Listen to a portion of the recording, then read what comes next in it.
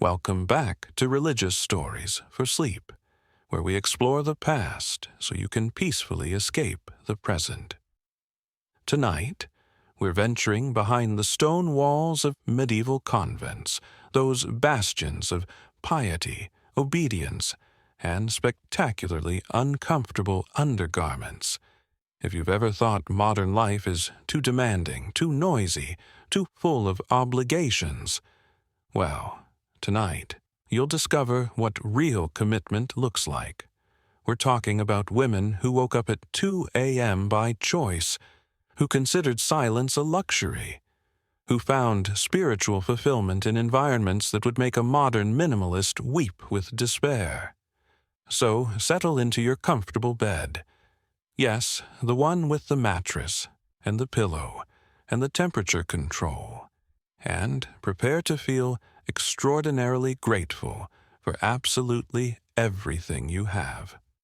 Before we begin this journey into devotion, discipline, and spectacularly bland porridge, please do subscribe to the channel. Leave a comment about which historical discomfort you're most glad to have avoided, and like this video. Your modern finger has the strength for that, surely. Now let us step through those convent gates. Quietly, of course, always quietly. Imagine yourself waking in darkness. Not the cozy darkness of your bedroom at night, curtains drawn, perhaps a bit of streetlight filtering through. No, this is the profound, complete darkness of a medieval dormitory at 2 o'clock in the morning. The darkness is so thick you could spread it on bread, if you had any bread, which you won't for another 5 hours. A bell is ringing, not a gentle alarm you can snooze, not a gradual wake-up tone that simulates sunrise, an actual bronze bell clanging with all the subtlety of divine judgment, which is rather the point. This is Matins, the first of 8, yes, 8, daily prayer services you will attend. You've been asleep for perhaps 4 hours. You will not return to sleep for another 20. You swing your legs out of bed, and immediately your feet meet cold stone. Not cool tile. Not hardwood that's slightly chilly. Stone that has been absorbing the February cold for approximately 600 years and sees no reason to stop now. You are wearing a linen shift that does virtually nothing to protect you from the temperature, which hovers somewhere between uncomfortably cold and why are my eyelashes frozen? Around you, other nuns are rising in the darkness. No one speaks. Speaking would be breaking the grand silence, which extends from after Compline, the final prayer service at around 8 p.m., until after prime in the morning. You've been silent for 6 hours already. You have at least 4 more to go. This is theoretically restful. This is theoretically a respite from the endless chatter of the secular world. You fumble for your habit in the darkness. The medieval nun's habit is a masterpiece of practical discomfort. First, the chemise, a simple linen undergown. Then the tunic, usually of rough wool. Then the scapular, a long rectangle of fabric that hangs front and back. Then the belt. Then the veil, actually multiple veils, because one layer of fabric between your head and the sight of God is insufficient. There's the coif that covers your hair, the veil that covers the coif, and sometimes a wimple that covers your neck and chin, leaving only your face visible, as if your head is being served on a plate of fabric. The irony, of course, is that no one will see you. You are enclosed. The whole point of your existence here is that the world cannot see you, and you cannot see it. You are dressing elaborately to be invisible. In the darkness, you've put something on backwards. You can tell, because Sister Margaret has made a small sound, not quite a tisk, but close enough to convey comprehensive disapproval. Sister Margaret has been a nun for 40 years, and can dress perfectly in total darkness during an earthquake. You have been a nun for 6 months and cannot reliably locate your own feet. You file out of the dormitory with the others, moving through corridors so cold you can see your breath. The convent is built of stone, which is excellent for keeping out invaders, and equally excellent for providing all the warmth of a particularly spiritual cave. You're heading to the church for matins, and as you walk, you can hear the shuffle of perhaps 30 pairs of feet on stone, and nothing else. The silence is so complete it has texture. It presses against your eardrums like wool. The church, somehow, is even colder than the dormitory. This seems physically impossible, and yet here you are, achieving the impossible through the power of medieval architecture. You take your place in the choir stalls, wooden seats that are theoretically designed for sitting, but seem actually designed to remind you that comfort is a worldly concern. There are no cushions. There will never be cushions. Cushions are basically sin in fabric form. And now you pray. Or rather, you chant. The divine office, the cycle of 8 daily prayer services, is the heartbeat of monastic life, the rhythm that structures every day, every week, every year. Matins at 2 a.m., lauds at dawn, prime at 6 a.m., terce at 9 a.m., sext at noon, nun at 3 p.m., vespers at 6 p.m., and compline at 8 p.m. Your day is divided not into hours of personal time, but into intervals between prayer. The chanting is in Latin, which you may or may not understand, depending on your education before entering the convent. Some women arrive knowing Latin intimately. Others learn it phonetically, their mouths forming words their minds barely recognize, an act of faith translated directly into sound. The chant echoes off the stone walls, creating a strange doubling effect, as if God is singing back to you from the darkness. You chant for an hour, perhaps 90 minutes. Your knees ache. Your back aches.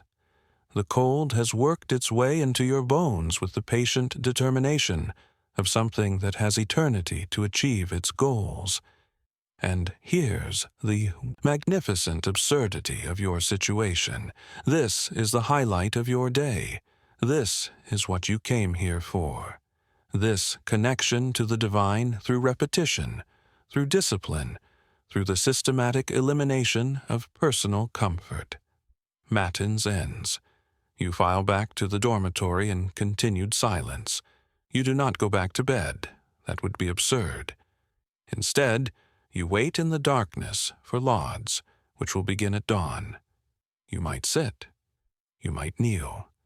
You might stand by the window and watch the sky slowly lighten from black to gray, to that peculiar pre-dawn blue that seems to exist specifically to remind you how early it is. During this time, you are encouraged to meditate, to contemplate divine mysteries, to prepare your soul for another day of service. What you actually do is think about breakfast, which is still hours away, and try not to fall asleep standing up, which would be embarrassing and also probably heretical. Lauds arrives with the dawn, which in winter might be 8 a.m., and in summer might be 4 a.m., because medieval timekeeping is delightfully inconsistent. You file back to the church. You chant again. The light slowly fills the space, revealing the stone walls, the wooden roof beams, the small windows set high up where they'll let in light but prevent you from seeing anything interesting. The church, in daylight, looks exactly as cold as it felt in darkness. After lauds comes prime, and after prime, finally, blessedly comes breakfast. Let us pause here and discuss medieval monastic food, which can be summarized as technically nutritious, spiritually appropriate, and comprehensively bland. You file into the refectory, a long hall with trestle tables and benches. You sit. Someone reads aloud from a religious text while you eat, because apparently eating without simultaneous spiritual education is wasteful. You are still not permitted to speak. You will not speak until after prime. And even then, speech is limited to necessary communications about work tasks. Chatting remains forbidden. The meal consists of bread, dark, dense bread that has the consistency of a medieval insurance policy. There might be pottage, a thick porridge made from whatever grains and legumes are available. Perhaps some ale, weak and small, because water cannot always be trusted. On special feast days there might be fish or eggs. Meat is generally forbidden, which is presented as a spiritual discipline, but also happens to be economically convenient. The portions are small. Gluttony is a sin, and apparently so is feeling full. The idea is that you should eat enough to sustain life and labor, but not so much that you experience pleasure, which might distract you from God. This is the medieval version of calorie counting, except, instead of an app, you have centuries of theological tradition determining that you're probably eating too much. You eat slowly. You chew thoroughly.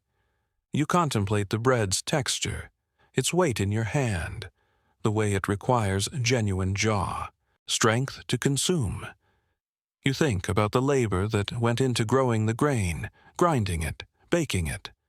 This is mindful eating taken to a monastic extreme. You are eating bread like it's a theological treatise. Breakfast ends. The reading ends. You file out of the refectory. And now, finally, the grand silence ends. You are permitted to speak. The relief is extraordinary.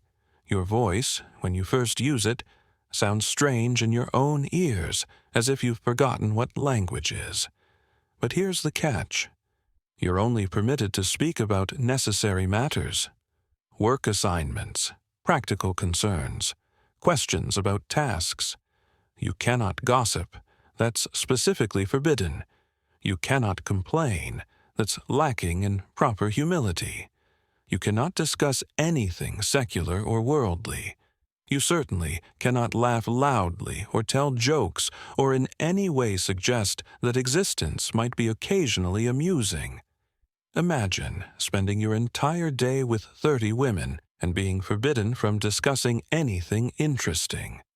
It's like an eternal professional meeting where small talk is heresy. And now, work begins. The medieval convent is largely self-sufficient, which is a polite way of saying everyone labors constantly. There are no days off. There is no weekend. There is no vacation where you go to the beach and forget about your responsibilities.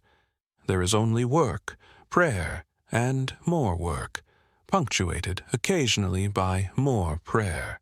Your work assignment depends on your skills, your strength, and the convent's needs. You might work in the scriptorium, copying manuscripts with aching precision, your fingers cramped around a quill, your eyes straining in insufficient light. This is considered prestigious work, intellectual work, but it will destroy your hands and your eyesight with patient inevitability.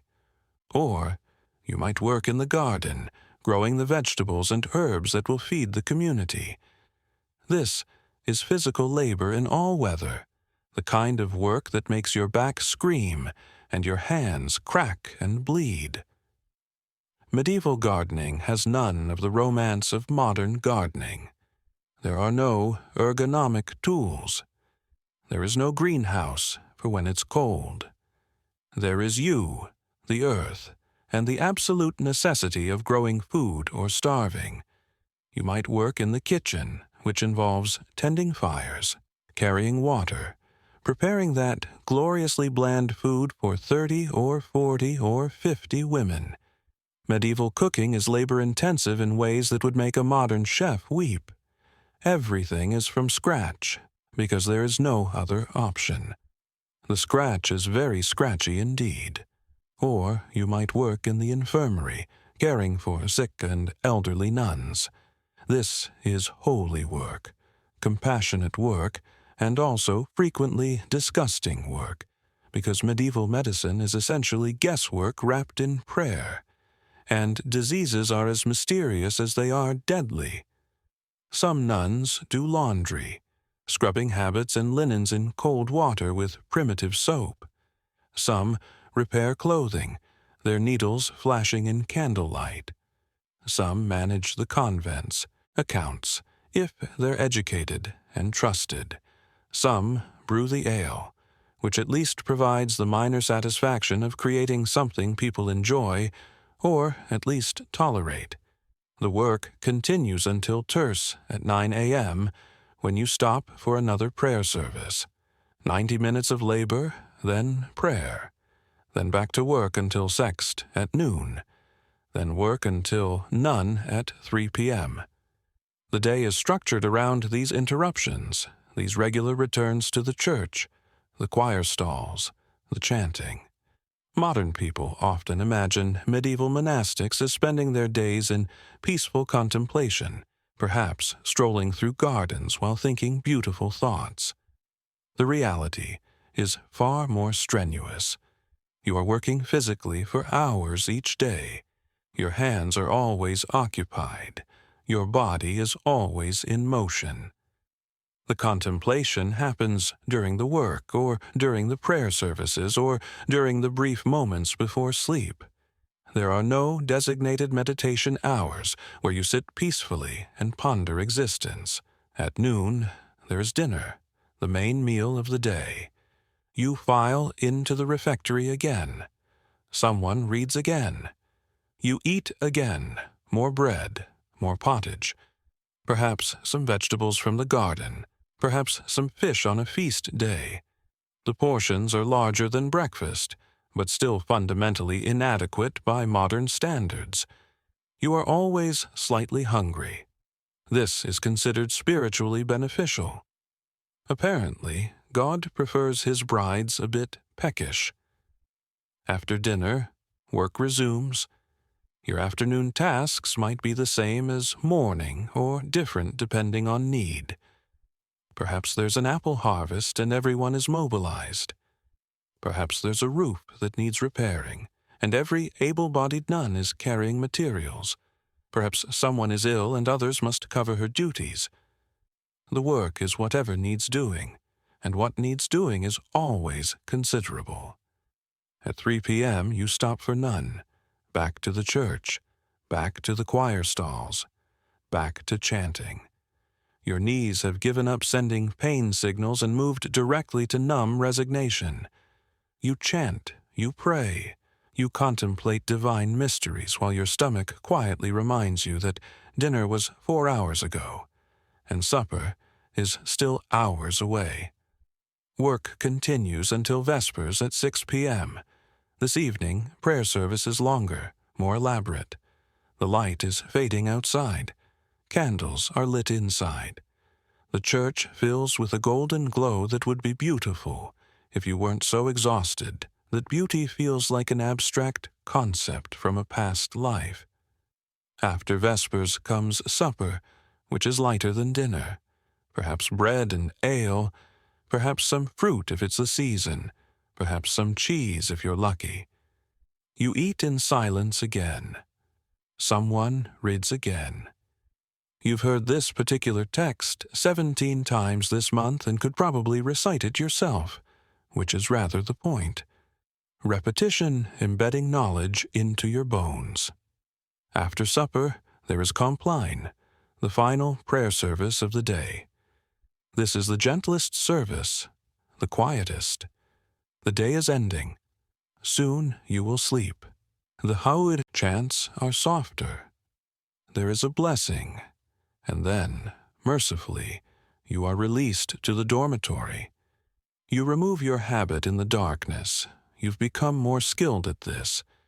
You can now undress in pitch black without injuring yourself, which feels like genuine achievement. You lie down on your straw mattress, covered with a rough wool blanket, wearing your shift against the cold. You have been awake since 2 a.m.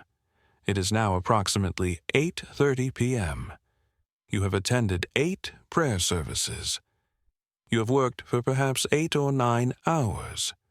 You have eaten 2 meals that together would barely satisfy a modern breakfast. You have spoken perhaps 50 words, all strictly practical.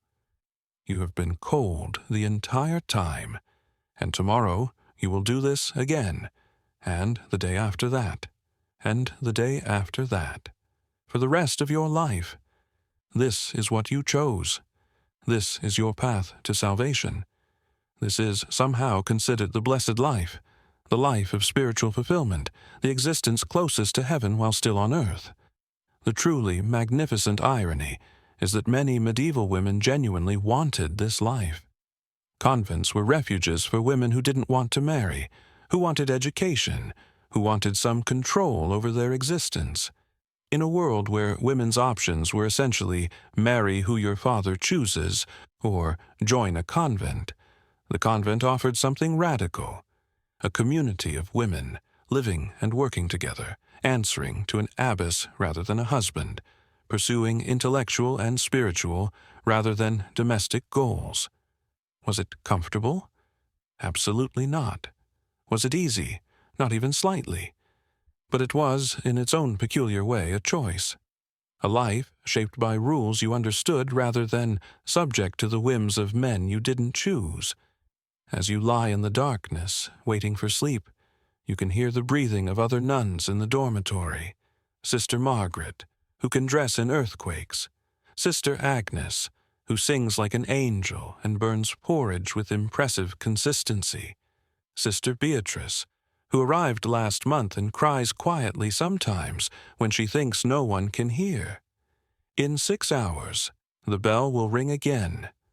Matins will begin again. The cycle will continue. The rhythm will persist. The structure will hold. Your life is not your own. You gave it to God when you took your vows. But in exchange, you received something the medieval world rarely offered women: purpose, community, and a strange, uncomfortable, deeply peculiar kind of freedom. You close your eyes. The cold presses around you like a theological argument. Your stomach makes a small sound of protest about the dinner situation. Your knees throb with the memory of stone floors. And yet, somehow, you sleep. Now, let us turn our attention to a woman who lived this peculiar existence we've just described, and somehow, improbably, magnificently, managed to become one of the most remarkable figures of the medieval period. A woman who experienced visions, composed music, wrote theological treatises, corresponded with popes and emperors, invented a language, practiced medicine, and still attended all 8 daily prayer services without complaint. Her name was Hildegard of Bingen, and she is either a testament to what the human spirit can achieve within constraints, or proof that some people are simply showing off. Hildegard was born in 1098 in the Rhineland, in what is now Germany, the 10th child of noble parents. Being the 10th child is historically an excellent way to become religiously significant, as your parents have already allocated their resources to the first 9 and are running low on dowries and career options. The medieval solution to surplus children was straightforward. Give them to God and hope God appreciates the gesture. At the age of 8 years old, an age when modern children are learning multiplication tables and losing teeth, Hildegard was given to the church as a tithe, a literal 10th of her parents' children, offered to the religious life. This practice was called oblation, and it was presented as a great honor, a generous gift to God. That it was also a convenient way to reduce household expenses and secure prayers for your soul was merely coincidental. Hildegard was sent to live with a woman named Jutta of Sponheim, an anchoress who lived in a cell attached to the Benedictine monastery of Disibodenberg. Let us pause here to discuss anchoresses, because they represent a level of religious commitment that makes ordinary nuns look positively hedonistic. An anchoress was a woman who chose to be enclosed, literally walled up, in a small cell attached to a church, where she would remain for the rest of her life. The cell typically had 3 windows, one opening into the church so she could follow services, one to the outside world for receiving food and necessities, and one for speaking with visitors who came seeking spiritual counsel. The anchoress would never leave. When she entered, there was often a funeral service, because she was considered dead to the world. This was Hildegard's first teacher, an 8-year-old child, removed from her family, given to a woman who had voluntarily imprisoned herself in a stone cell in the name of God. The lessons she learned must have been fascinating. Jutta taught Hildegard to read Latin, to sing the Psalms, to understand the Benedictine rule, the set of guidelines written by Saint Benedict in the 6th century that governed monastic life. The rule is remarkably specific about daily schedules, prayer obligations, and appropriate behavior.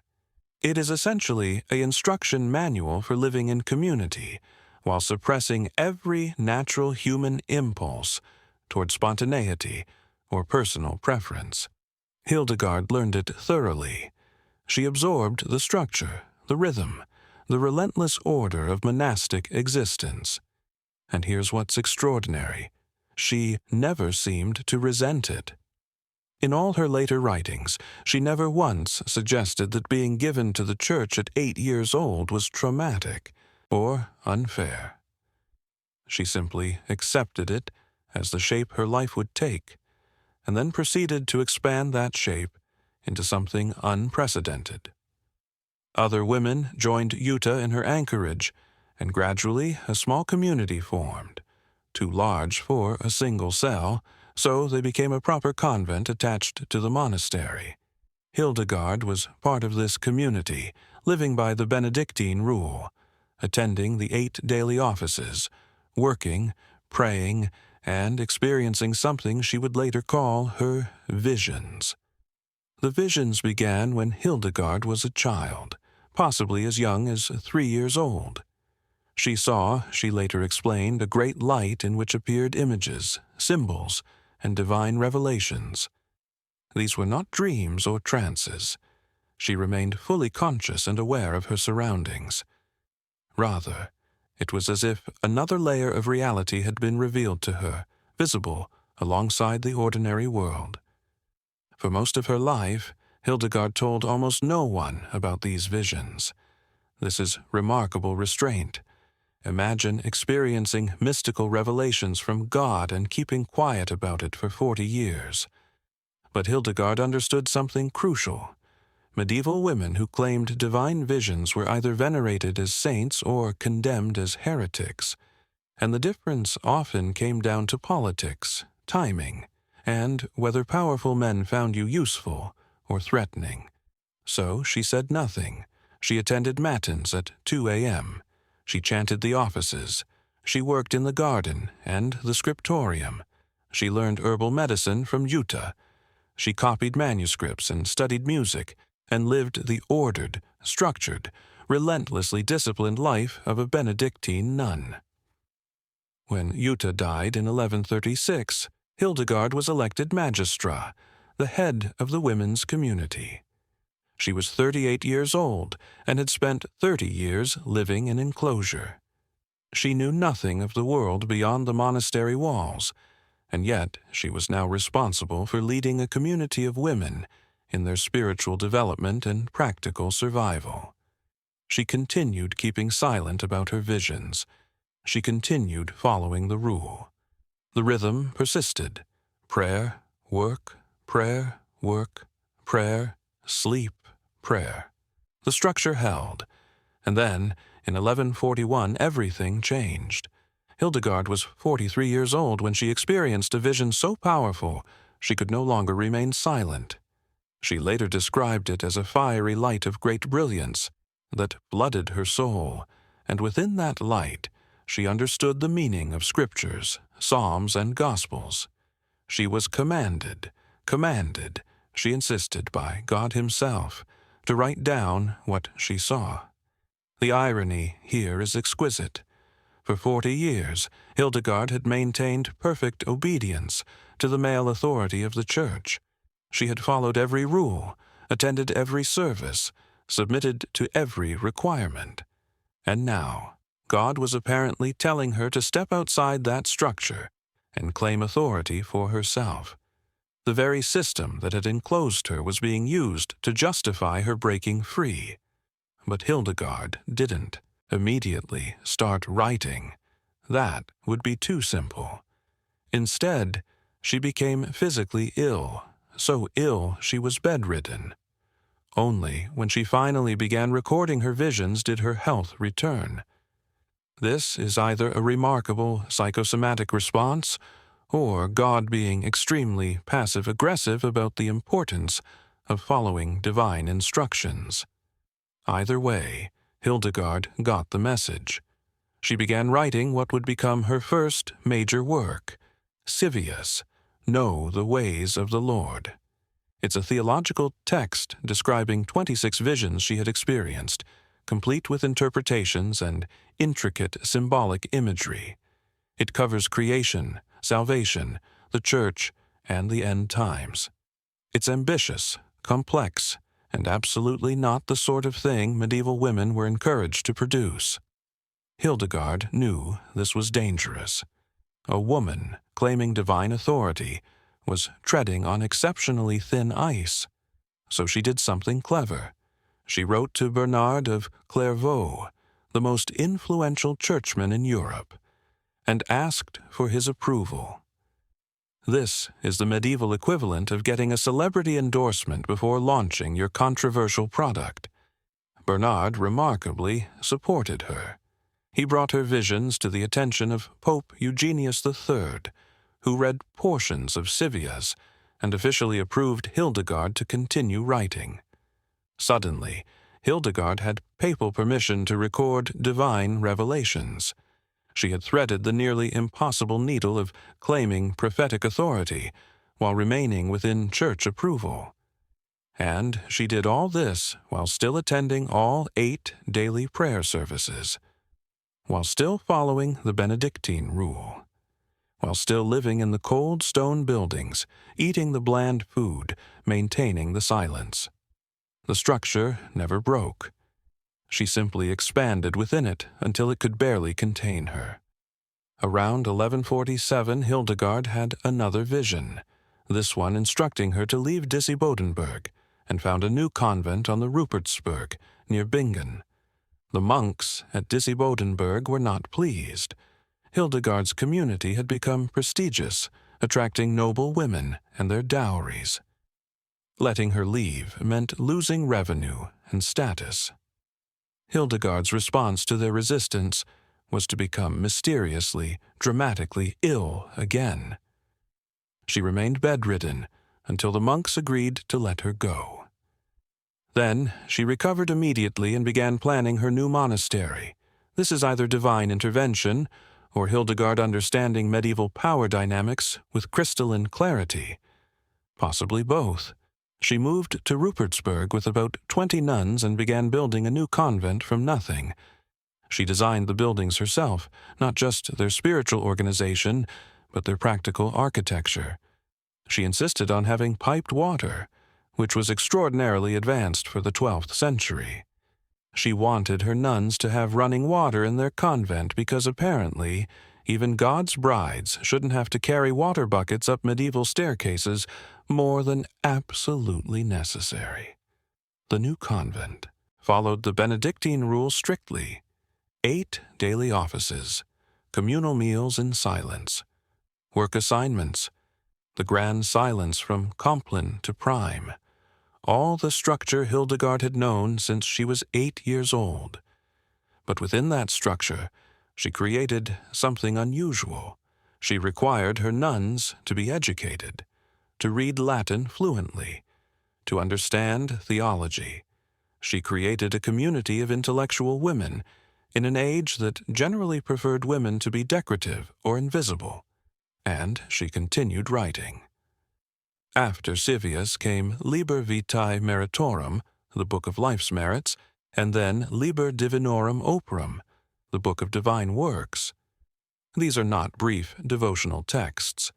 These are comprehensive theological treatises covering cosmology, ethics, salvation, and the nature of God.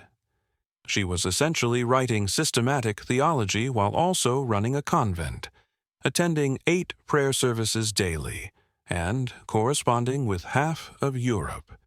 Because yes, Hildegard also became a prolific letter writer. She corresponded with popes, emperors, kings, bishops, abbots, and other nuns. Her letters offered advice, rebuke, encouragement, and prophecy. She wrote to Emperor Frederick Barbarossa, warning him about his conflicts with the papacy.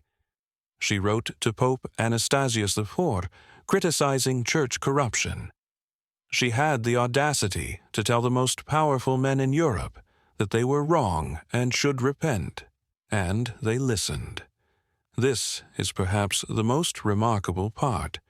Medieval society did not encourage women to offer unsolicited political advice to emperors. Yet Hildegard's letters were preserved, circulated, and taken seriously. Her divine visions gave her authority that no amount of education or noble birth could have provided. She had found the one loophole in medieval patriarchy. If you could convince people God was speaking through you, suddenly your gender mattered less than your message. While doing all this, Hildegard also composed music. Not simple hymns, but complex, sophisticated liturgical compositions. She wrote both words and music for over 70 pieces, creating what she called the Symphonia Harmony Celestium Revelationum, the Symphony of the Harmony of Celestial Revelations. The title alone is magnificently ambitious. Her music is unlike other medieval composition. The melodies soar and dive across an unusually wide vocal range. They're ecstatic, complex, difficult to sing. They sound like what mystical visions might sound like if visions could be translated into notes. Modern recordings of Hildegard's music have become surprisingly popular.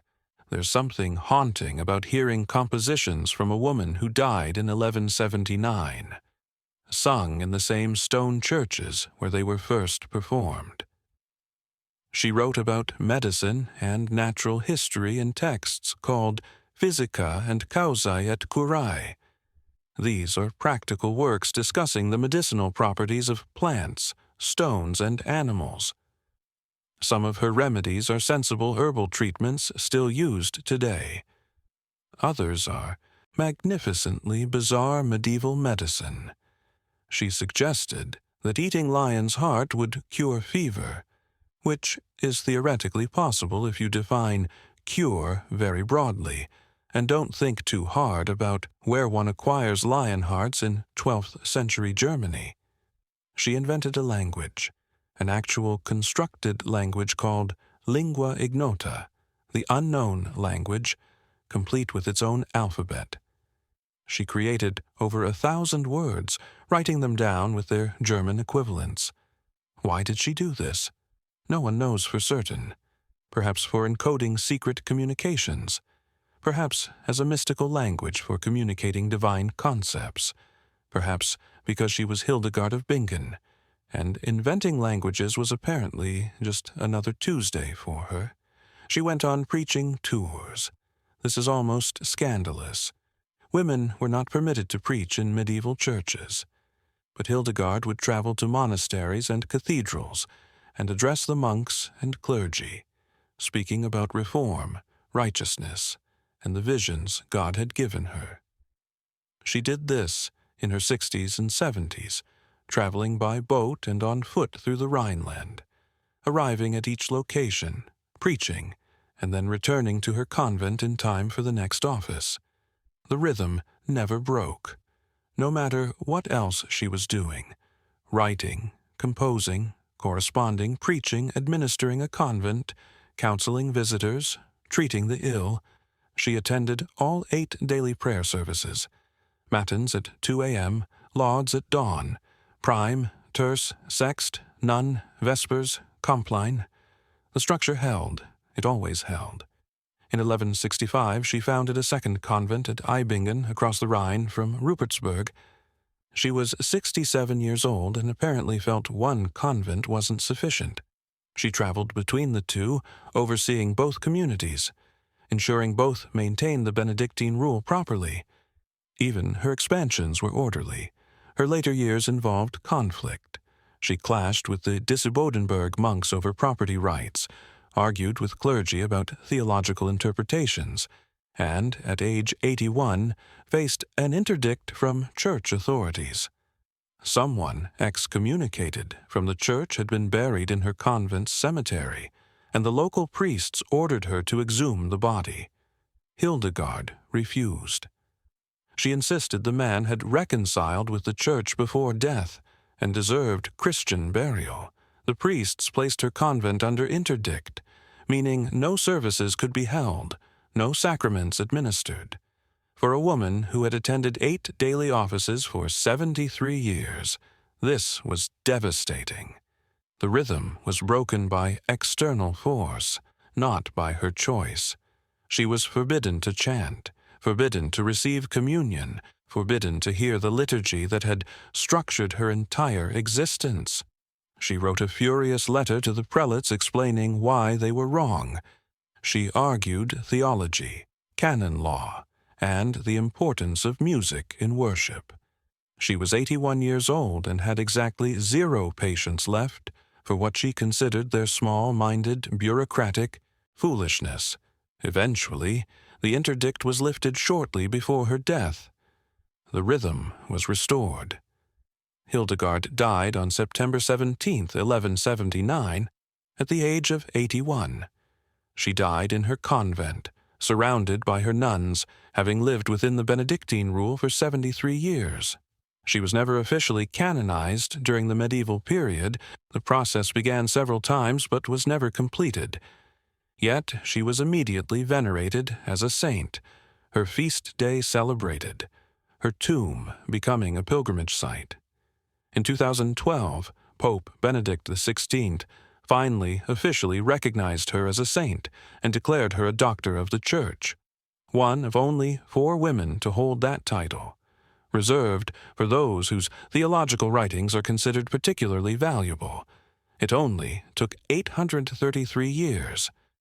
The magnificent irony of Hildegard's life is that she achieved everything within a system designed to restrict her. She never rebelled against the Benedictine rule. She never rejected the structure of monastic life. She simply inhabited it so fully, so completely, that she expanded its boundaries until they encompassed prophecy, music, medicine, theology, politics, and natural philosophy. She woke at 2 a.m. for matins for 73 years. She ate bland porridge in silence. She wore rough wool habits. She slept on straw mattresses in cold dormitories. She lived the exact same life we described in segment 1. The cold, the discomfort, the relentless schedule, the 8 daily services. And within that life, she became Hildegard of Bingen. This is either magnificently inspiring or deeply exhausting, depending on your perspective. Possibly both. She stands as proof that even the most restrictive systems can be inhabited by extraordinary people who somehow transmute constraint into creativity, obedience into authority, structure into transcendence. Or perhaps she's simply proof that some people require far less sleep than others, and we should all stop comparing ourselves to overachievers from the 12th century.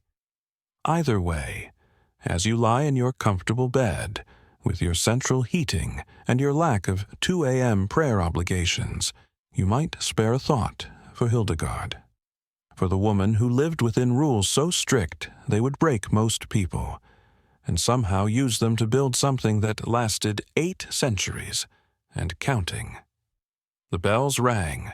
She answered, every time for 73 years. That alone is extraordinary. Everything else she accomplished is almost excessive. Now let us turn our attention to a peculiar phenomenon of medieval religious life, one that seems, from our modern perspective, almost incomprehensible. We have discussed the daily life of nuns, the remarkable achievements of Hildegard within strict boundaries. But some convents took enclosure to an extreme that makes ordinary monastic life look positively libertine. These were the strictly enclosed convents, where nuns were sealed away from the world so completely that they might spend decades without seeing anyone outside their community. Where walls were not merely boundaries, but absolute barriers. Where the outside world became theoretical, a memory that faded with each passing year until it seemed almost mythical. The question that haunts historians is simple. Why? Why would communities of women choose or accept such complete separation? And what actually happened behind those walls that were designed to keep the world out and the nuns in? The practice of strict enclosure became increasingly common in the later medieval period, particularly from the 13th century onward. Church authorities became progressively more insistent that nuns should be completely cloistered, separated from secular society by walls, rules, and a comprehensive system of restrictions that would make a modern security state look permissive. The reasoning, as explained in countless ecclesiastical documents, was spiritual protection. Women, according to medieval theology, were weaker vessels, more susceptible to temptation, more prone to sin. Therefore, they needed to be protected from the world, from men, from themselves. Enclosure was presented as a loving safeguard, a spiritual fortress within which vulnerable female souls could grow closer to God without contamination from secular concerns. That this reasoning conveniently kept women out of positions where they might wield influence, accumulate independent wealth, or challenge male authority was, of course, purely coincidental.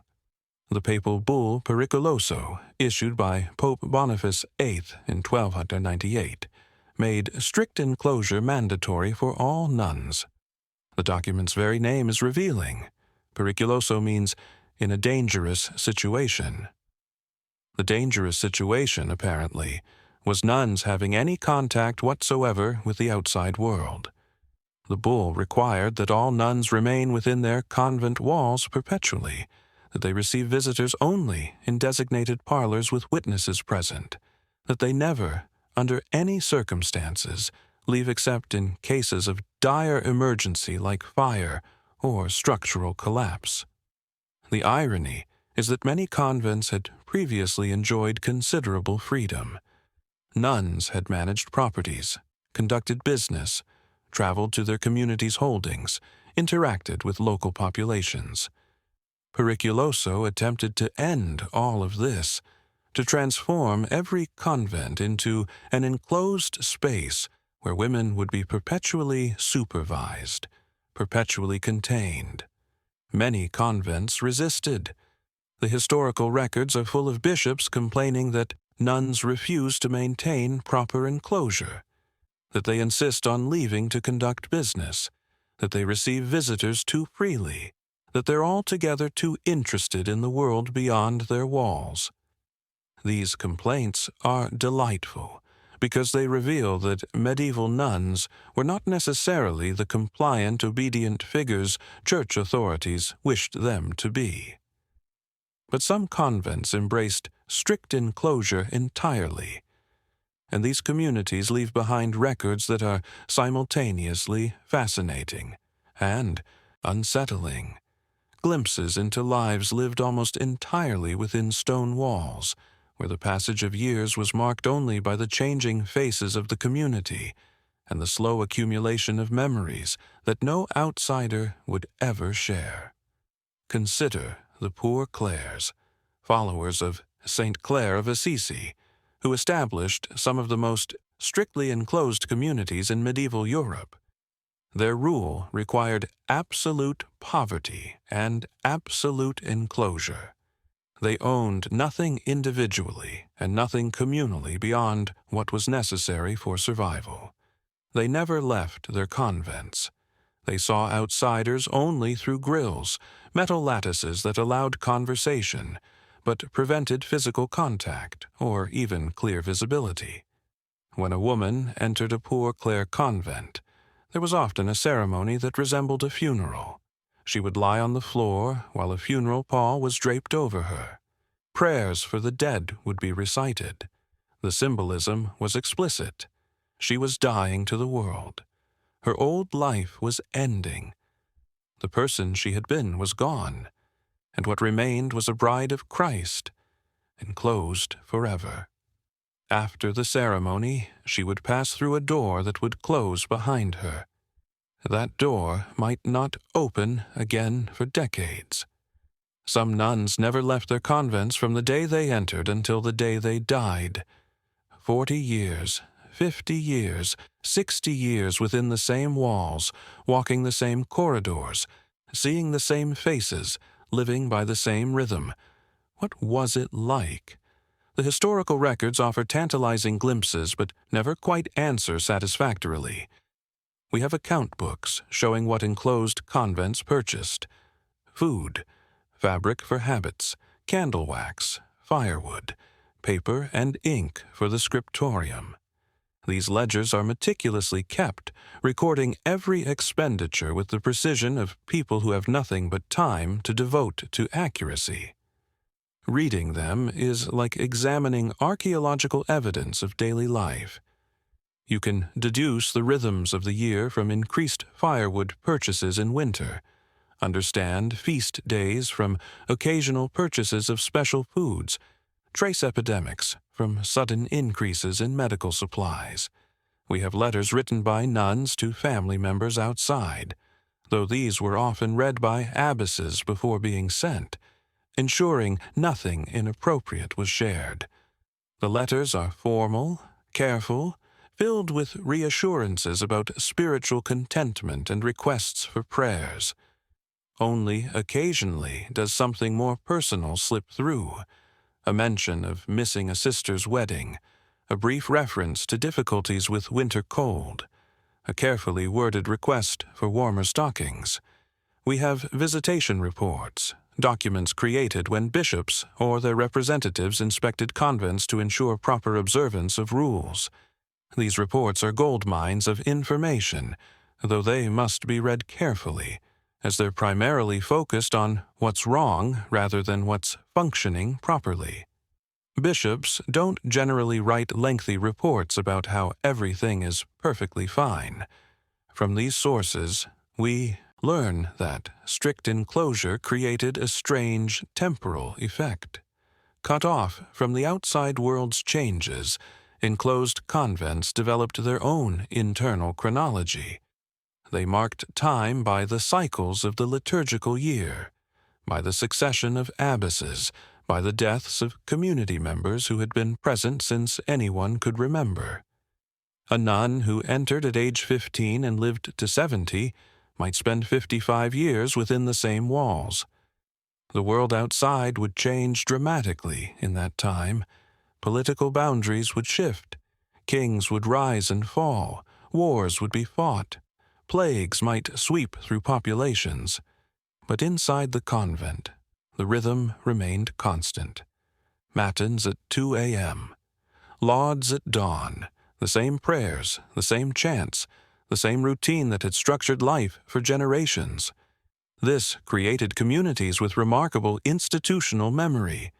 A convent founded in 1250 might still be following practices established at its founding in 1450. Preserved not through written records, but through lived tradition, passed from one generation of nuns to the next. The older nuns taught the younger ones how things had always been done, and always stretched back through living memory into a past that seemed almost mythical. But enclosure also created problems that church authorities hadn't fully anticipated.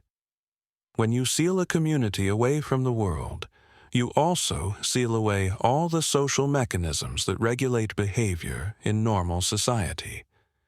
The usual sanctions, shame, social censure, comparison with others lose their force when there is no others to compare with, when the only community that matters is the one behind the walls. Visitation reports reveal that some enclosed convents developed internal cultures that ranged from admirably devout to magnificently dysfunctional. Some communities maintained genuine spiritual fervor for centuries. Others descended into factionalism, with nuns forming competing alliances, engaging in power struggles, and making each other's lives miserable with the creativity of people who have decades to perfect the art of subtle warfare.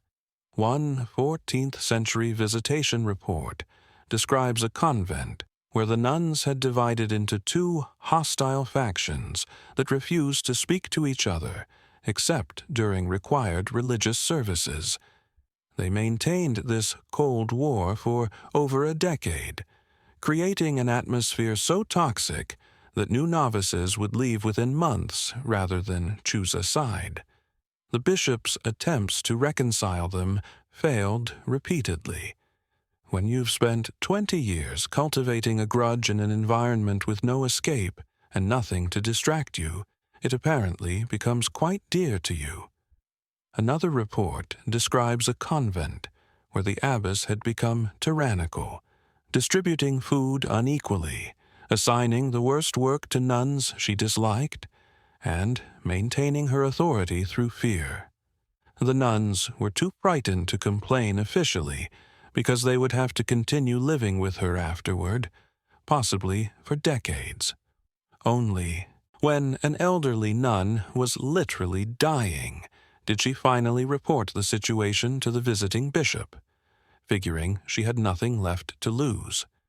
But there are also records of enclosed communities that functioned with remarkable harmony. Convents where nuns supported each other through illness and old age with genuine compassion. Where intellectual and artistic pursuits flourished in the enclosed environment. Where the absence of external distractions allowed for deep contemplation and genuine spiritual development. Some enclosed convents became centers of learning. With nothing but time and a mandate to copy manuscripts, nuns in scriptoria produced beautiful illuminated texts. They preserved classical knowledge, copied medical treatises, maintained libraries. Some learned multiple languages, Latin for liturgy, French or German for practical purposes, sometimes even Greek or Hebrew for scholarly work. The mystics flourished in enclosed convents. Women like Julian of Norwich, who lived as an anchoress in a cell attached to a church, produced some of the most sophisticated theological writing of the medieval period. Her revelations of divine love is remarkably optimistic theology. She's the source of the famous phrase, "All shall be well, and all shall be well, and all manner of thing shall be well." This from a woman who spent decades in a space smaller than a modern bathroom, who chose that enclosure, who found in that restriction a freedom that the open world apparently couldn't provide. The question modern historians struggle with is how to interpret these choices. Were enclosed nuns victims of a patriarchal system that imprisoned them? Or were they women exercising what limited agency they possessed to create lives of meaning and purpose? The answer is probably both, and different for every woman who took those vows. Some women entered convents freely, seeking enclosure as a refuge from forced marriage, from domestic violence, from a secular world that offered them few options. For them, the convent walls were protection, not prison. The enclosure kept the world out rather than keeping them in. Others were forced into convents by families who needed to reduce dowry expenses or who had religious vocations to spare. For them, the walls were prison indeed, and the strict enclosure a lifetime sentence for the crime of being inconveniently born, and many, probably most, fell somewhere between these extremes. They accepted enclosure as the shape their life would take, neither enthusiastically embracing it nor desperately resenting it, simply inhabiting it, with the practical acceptance of people who understand that reality rarely offers ideal choices. The archaeological evidence from enclosed convents offers its own testimony. Excavations have revealed the material conditions of these communities, the architecture of enclosure, the physical spaces where women spent entire lifetimes. The walls are thick. This is the first thing you notice. 3 feet, 4 feet, sometimes more. These are not decorative boundaries, but serious barriers, designed to keep the world firmly on one side and the nuns firmly on the other. The windows are small, set high, often barred. Light enters grudgingly, as if it too is being regulated. The interior spaces are often surprisingly small. Cells, individual rooms for sleeping, might be barely large enough to hold a bed and a small chest. The communal spaces, refectory, chapter house, church, are larger but still constrained, economical with space, because there's no reason to build larger when the number of inhabitants is fixed and carefully controlled. There are courtyards, small cloisters where nuns could walk and get fresh air without leaving the enclosure. These spaces are often beautiful in an austere way, simple fountains, herb gardens, perhaps fruit trees. This was the outdoors for women who might never see a forest, never walk an open road, never stand on a hill and look at a distant horizon. The graveyards are perhaps the most poignant archaeological evidence.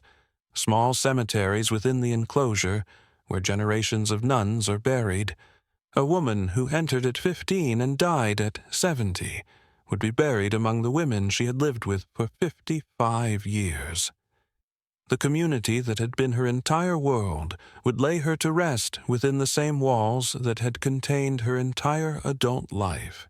Some graves have been excavated, and the skeletal evidence tells its own story. These were generally well-nourished women compared to the general medieval population. Convents, even poor ones, usually managed to feed their members adequately. They show evidence of the physical labor we've discussed: degraded joints from kneeling, repetitive stress injuries from manuscript copying or embroidery, sometimes malnutrition-related issues despite adequate calories because medieval diets lacked variety. But they also show evidence of care: bones that healed from fractures, suggesting someone tended them during recovery; evidence of chronic conditions managed for years, implying medical attention and community support. These women cared for each other, and the physical evidence shows it. The mystery of enclosed convents isn't really why they existed. We understand the theological and social forces that created them. The mystery is how women lived within them, how they created meaning in lives so constrained, how they found joy or purpose, or even just tolerance for an existence bounded by walls. Most modern people would find unbearable after a week. And the records suggest they did somehow manage this. Not all of them, not always, not without difficulty or suffering. But many enclosed nuns lived their entire lives within those walls, and died believing they had chosen well, that the enclosure had protected something precious, that the world they had renounced wasn't worth having anyway. Whether they were right is a question each person must answer for themselves. But as you lie in your bed, in your room that you can leave whenever you wish, With the whole world accessible beyond your door, you might consider what it would mean to choose otherwise, to accept walls not as limitation but as protection, to find in restriction a peculiar kind of freedom. The enclosed convents are mostly gone now, dissolved in reformations, emptied in revolutions, abandoned as vocations declined and modernity made such complete separation seem not holy but merely strange. The walls remain, archaeological sites, tourist attractions, occasionally still functioning monasteries with far looser interpretations of enclosure. But the mystery remains. What was it like? What did they think about, those women who spent 50 years behind walls? What did they dream? What did they regret? What did they treasure? The records hint but never quite tell. And perhaps that's appropriate. Some things are meant to remain enclosed, private, known only to those who lived them, and to whatever God they believed was listening from beyond the walls. We have spent considerable time discussing the restrictions, the discomforts, the comprehensive constraints of medieval convent life, the cold stones, the bland food, the 2 a.m. prayer services, the walls that kept the world firmly at a distance. All of this is true, historically accurate, well documented, and yet it is not the complete picture, because some convents, not all, certainly not most, but some, were not places of austere poverty and humble submission. They were centers of wealth, power, and political influence, and some abbesses wielded authority that would make modern CEOs envious, managing vast estates, commanding impressive resources, and negotiating with kings as something approaching equals. This is the magnificent contradiction at the heart of medieval religious life for women. The same system that enclosed and restricted also, paradoxically, created spaces where women could exercise power unavailable anywhere else in medieval society. Let us begin with the obvious question. How did convents become wealthy? The answer is straightforward: dowries and donations. When a family sent a daughter to a convent, they generally provided a dowry, just as they would for a marriage. These dowries often included land, money, or valuable goods. Over generations, as more women entered and brought their family wealth with them, some convents accumulated substantial holdings. Additionally, pious nobles often donated land or property to religious institutions, seeking prayers for their souls and their deceased relatives. A convent known for the sanctity of its nuns and the fervor of their prayers might receive generous bequests from multiple families. These properties generated income through rents, agricultural production, or resource extraction like timber or fisheries. By the later medieval period, some convents owned thousands of acres. They collected rents from tenant farmers. They operated mills, managed forests, controlled fishing rights. They were, in effect, feudal lords, except that the lord was an abbess, and her vassals owed allegiance to a community of women living by the Benedictine rule. Consider Fontevraud Abbey in France, founded in 1101. At its height, Fontevraud controlled an empire of priories, estates, and dependent houses stretching across France and into England. The abbess of Fontevraud wielded authority over not just the nuns in her community, but also over a double monastery that included monks, men who lived in a separate area of the complex, but were subordinate to the abbess's authority. This arrangement scandalized some contemporaries. Men taking orders from a woman, monks answerable to an abbess. It seemed to invert the natural order. But the rule of Fontevraud was explicit. The abbess held ultimate authority over the entire community, male and female alike. The monks could celebrate Mass and perform other sacramental duties, that required male ordination, but they did so at the abbess's discretion and under her governance. The abbacies of Fontevraud were almost exclusively from royal or high noble families. This was not coincidental. Managing an institution of such wealth and complexity required political skill, aristocratic connections, and the kind of education available only to elite women. An abbess needed to negotiate with kings, manage disputes with local lords, oversee complex financial arrangements, and maintain her community's privileges against encroachment. Eleanor of Aquitaine, one of the most powerful women of the 12th century, Queen of France, then Queen of England, Mother of Kings, spent her final years at Fontevraud. She didn't enter as a simple nun, but essentially retired there, maintaining her status and influence while enjoying the community's protection. When she died in 1204, she was buried there, as were her husband Henry II, her son Richard the Lionheart, and later her daughter Joan. Fontevraud became a royal necropolis, a sacred space where the Plantagenet dynasty laid its most illustrious members to rest. This tells us something important about how contemporaries viewed certain convents. They weren't places of degradation or punishment for elite women. They were sophisticated institutions, centers of culture and learning, appropriate settings for queens and princesses. The enclosure was real, the religious devotion genuine, but these didn't preclude wealth, influence, or political significance. Las Huelgas Reales in Castile offers another example of convent power. Founded in 1187 by Eleanor of England, daughter of Henry II and Eleanor of Aquitaine, and her husband Alfonso VIII of Castile, Las Huelgas became one of the most influential religious institutions in medieval Spain. The abbess held quasi-episcopal authority. She could hear confessions of her nuns, highly unusual, confirm her nuns, even more unusual, and license priests to celebrate Mass in her jurisdiction. She wore a mitre, carried a crosier, symbols of episcopal authority, normally reserved for bishops. She presided over a vast territory with dozens of dependent houses.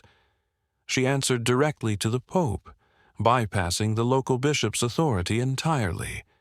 When the abbess of Las Huelgas processed in full regalia, she looked remarkably like a female bishop, which is exactly what scandalized reformers later objected to, though the institution resisted changes for centuries.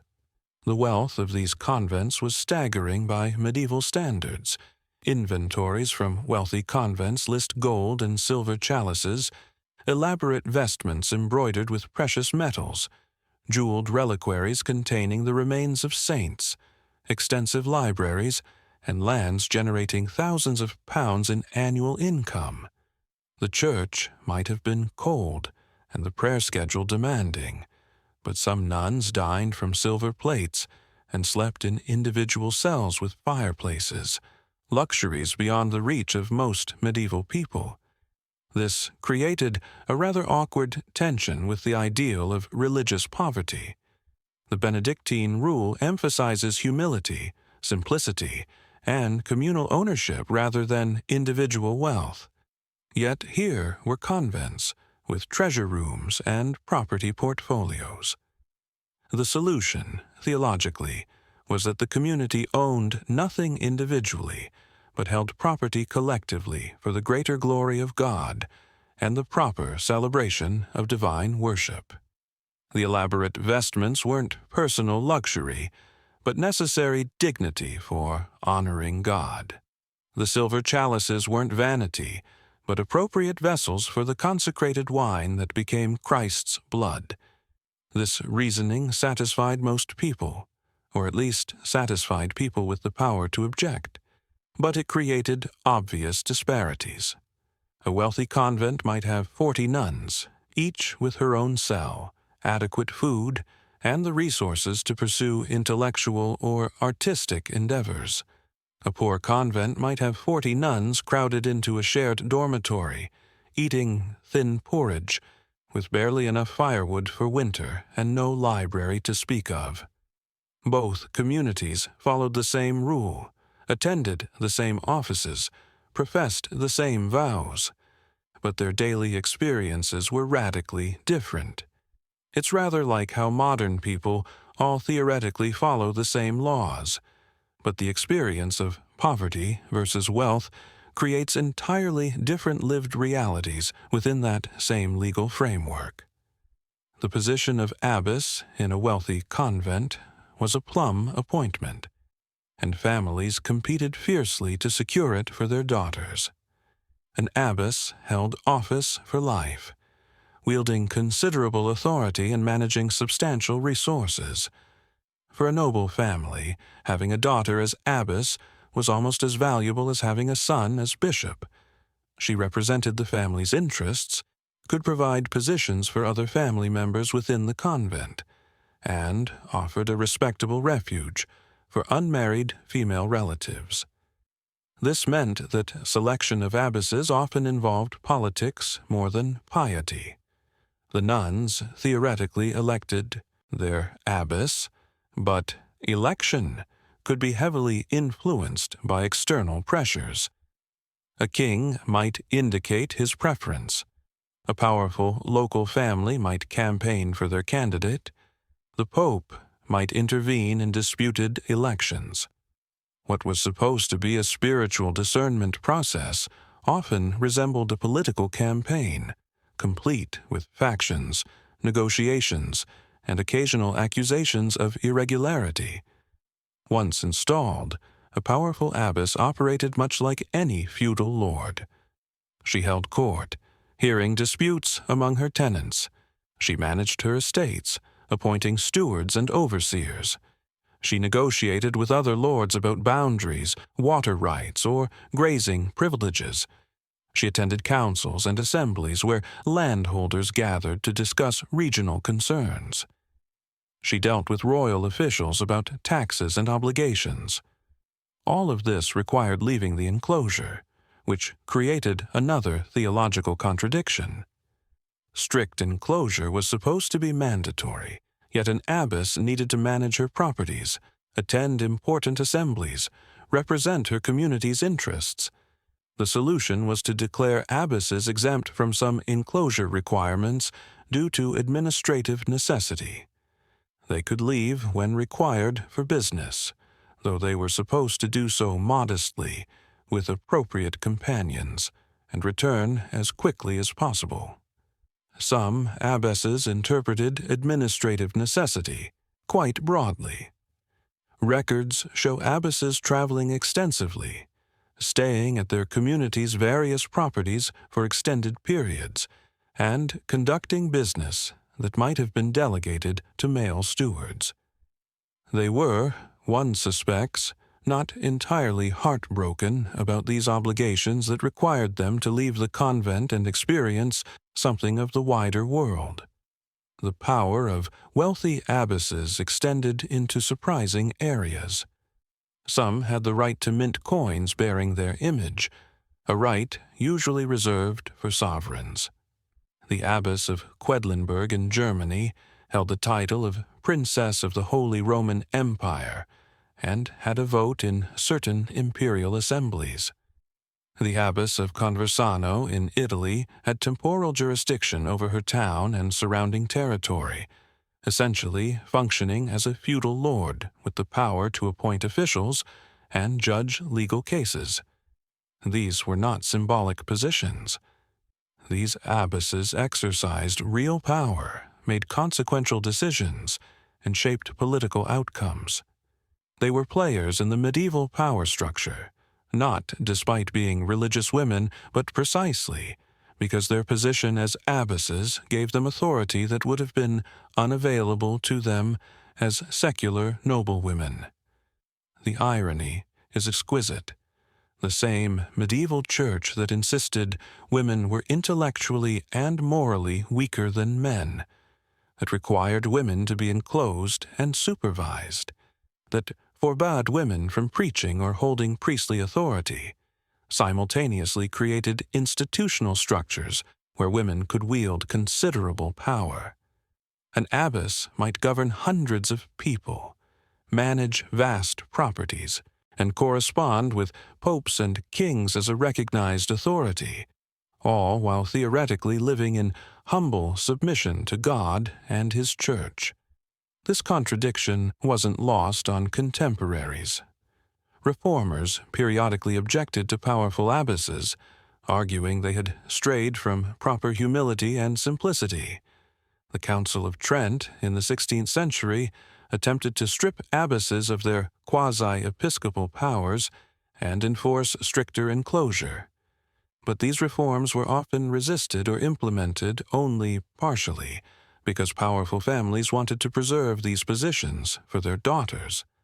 The wealth and power also attracted women who might not have had overwhelming religious vocations. A noblewoman who didn't want to marry, who preferred not to submit to a husband's authority, who wanted to pursue intellectual interests or maintain some independence. For her, a wealthy convent offered an attractive alternative.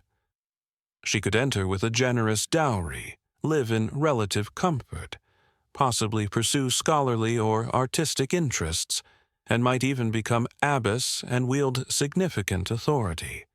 This pragmatic approach to religious life scandalized purists. Convents were supposed to be communities of prayer, not career opportunities for noble daughters. But medieval people were generally more pragmatic about such things than modern romantics imagine. Religious devotion and practical advantage weren't mutually exclusive. A woman could be both genuinely pious and quite pleased that her piety came with a private cell, adequate food, and the possibility of wielding more authority than she ever could in secular life. The education available in wealthy convents was often superior to what was available to secular women. Convents maintained libraries, employed tutors, and encouraged literacy because nuns needed to read the liturgy, understand Latin, and in some cases copy manuscripts. A girl educated in a wealthy convent might learn Latin, French, music, and theology, an education comparable to what was available to elite men and far superior to what most secular women received. Some convents became centers of artistic production.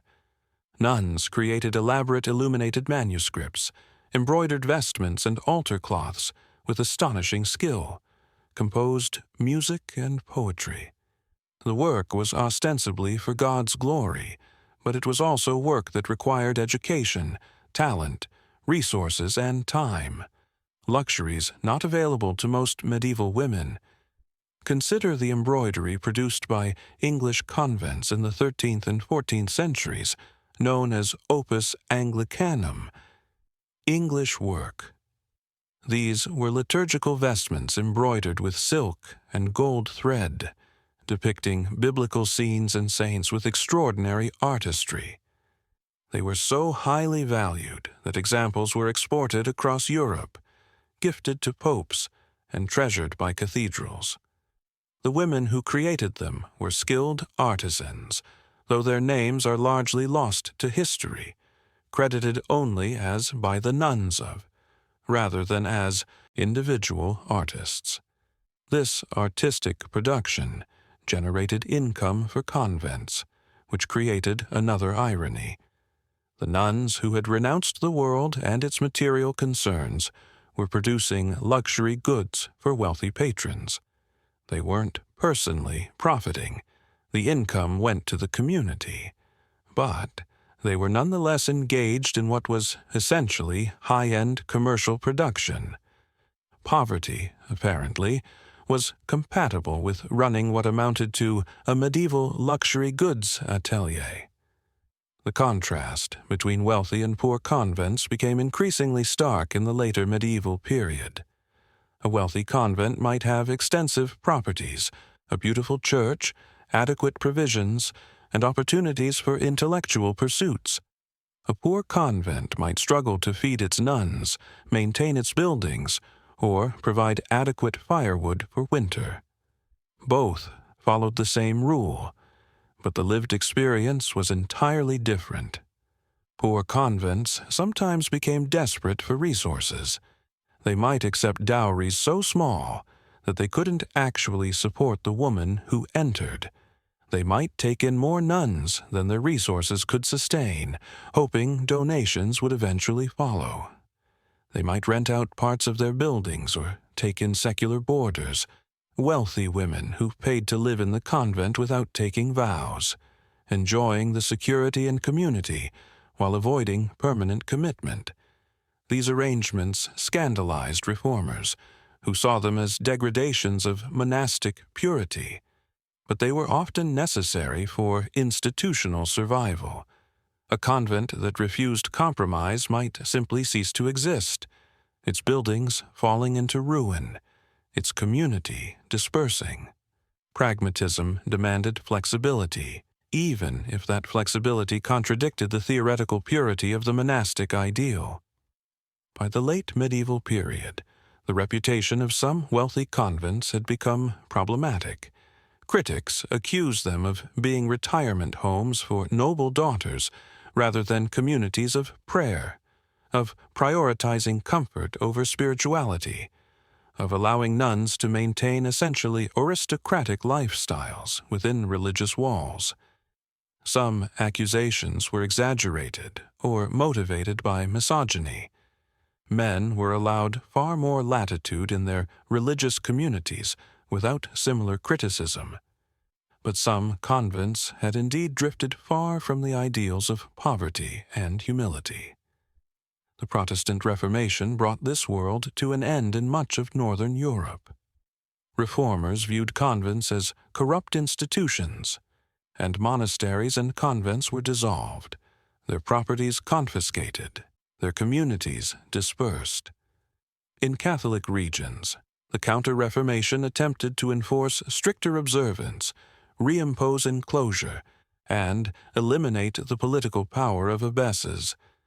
But for several centuries, wealthy convents had offered medieval women something extraordinary: the possibility of education, authority, and influence within a patriarchal society that otherwise offered them few options.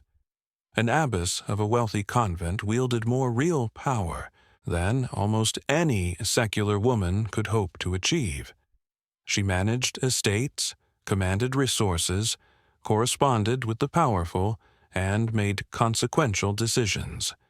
She did all this while attending matins at 2 a.m., following the Benedictine rule, and theoretically living in humble submission to God and church authority. The contradiction is magnificent. Power exercised through the very structures meant to limit it, authority achieved through submission, influence gained through enclosure.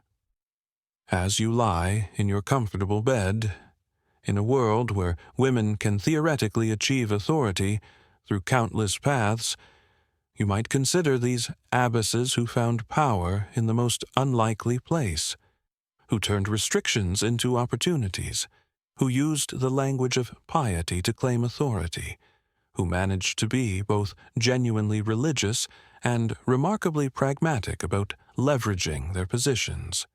They woke at 2 a.m. for matins, just like the poorest nun. They followed the same rule, chanted the same offices, professed the same vows, but they also dined from silver plates, managed vast estates, and negotiated with kings. They lived within the contradictions and somehow made it work, finding space for authority within structures designed to deny it. The stone walls enclosed them, but they also protected them. The restrictions constrained them, but they also legitimized their authority. The system that limited them also, paradoxically, empowered them in ways that would have been impossible outside it. Whether this represents the triumph of female agency within patriarchal structures, or merely the co-option of a few elite women to maintain those structures, is a question historians continue to debate. Probably it was both. Medieval people were quite capable of holding contradiction simultaneously, of being both sincere and pragmatic, of finding genuine spiritual meaning while also appreciating material comfort and institutional power. The wealthy convents are largely gone now, their estates dispersed, their treasures scattered to museums, their power dissolved in reformations and revolutions. What remains are stone buildings, fragmentary records, and the endlessly fascinating question of how these communities actually functioned. We know the official version, the rule, the liturgy, the theological framework. We know the economic reality, the properties, the income, the management structures. What we can only imagine is the lived experience of being an abbess who was simultaneously a feudal lord and a bride of Christ, who wielded temporal authority while professing eternal submission, who managed estates in the morning and chanted vespers in the evening. It must have been exhausting. It was certainly complicated. But some women did it for decades, and the records suggest they did it well, managing their community's survival and prosperity, while maintaining at least the appearance of religious devotion. In the end, perhaps that's the final irony. The wealthy convents that seem most contradictory to modern eyes, most compromised, most worldly, most distant from pure spiritual devotion, were often the most successful at surviving, at protecting their members, at creating spaces where medieval women could exercise authority and pursue interests unavailable anywhere else. Purity is beautiful in theory. But pragmatism built institutions that lasted centuries and provided, for some women at least, lives of relative dignity, purpose, and even power within a world that otherwise offered them precious little of any of those things. The bells still rang at 2 a.m. The prayers were still chanted. The rule was still followed, more or less. But some nuns did all this while also managing estates, commanding resources, and exercising authority that would have impressed many secular lords. They were brides of Christ who also happened to be rather effective feudal administrators. They lived lives of religious devotion that also involved extensive property management. They maintained spiritual purity while also being remarkably shrewd about institutional survival. That they managed this balancing act at all is impressive. That some did it successfully for decades is remarkable. That the institutions they built survived for centuries is testimony to their skill, their pragmatism, and their ability to work within constraints while somehow transcending them. And so we come to the end of our journey behind convent walls, having explored the cold stones, the 2 a.m. bells, the remarkable women who inhabited these spaces, and the contradictions that made medieval religious life for women so endlessly fascinating. We began with the daily grind, the genuine discomfort, the relentless schedule, the comprehensive constraints that would make modern life seem impossibly luxurious by comparison. We met Hildegard, who somehow composed music, wrote theology, and invented languages while still attending every single prayer service for 73 years. We peered into enclosed convents, those mysterious spaces where women spent entire lifetimes behind walls, creating communities whose internal lives remain partially hidden even now. And we discovered that some convents were centers of wealth and power, where abbesses wielded authority that rivaled secular lords while theoretically living in humble submission. The magnificent irony threading through all of this is that medieval convent life was simultaneously restrictive and liberating, constraining and empowering, limiting and expansive. The same walls that enclosed also protected. The same rules that constrained also legitimized authority. The same system that denied women power in the secular world created institutional structures where some women wielded considerable influence. Were medieval nuns victims of patriarchal restriction? Yes, often. Were they also women exercising agency within the limited options available to them? Yes, that too. Were they genuinely devout?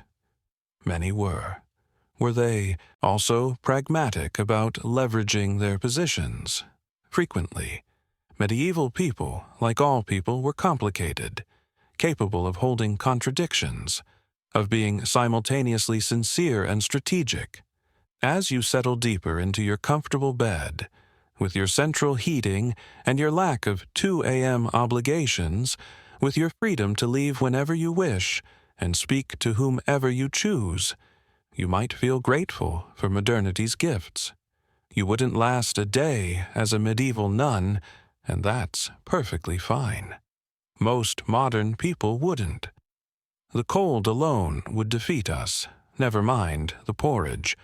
But you might also spare a thought for those women who did last, who lived their entire lives within those constraints and somehow found meaning, purpose, community, and occasionally even joy, who woke at 2 a.m. for decades and somehow kept going, who created beautiful music, profound theology, exquisite art, and effective administration, all while wearing uncomfortable wool habits and eating regrettable food. They were human, as flawed and complex as anyone, but they were also remarkable in their endurance, their creativity, their ability to inhabit restrictions so completely that they transformed them into something else entirely. The bells rang. They answered. Every time, for years, decades, sometimes entire lifetimes. That alone deserves recognition, even from those of us who are quite content to experience it only in imagination, from the comfort of our modern beds, with no intention whatsoever of attempting it ourselves. Sleep well.